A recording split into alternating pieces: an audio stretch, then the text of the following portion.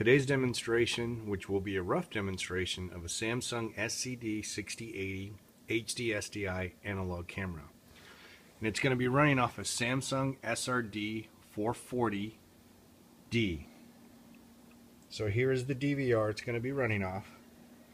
Here is the unit. And here's the display. As you can see, the colors are pretty vibrant. Again, this is an analog camera. Take a look at all my Blu-rays. You can see how the color comes out. The clarity is pretty good for an analog camera. It's equivalent to a 2 megapixel 1080p. Again, look at all the colors that you can see. Come over here.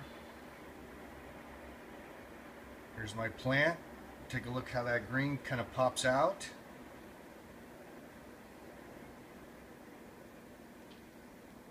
Again, the color of the Blu-rays. Another plant of mine. Take a look and get the green.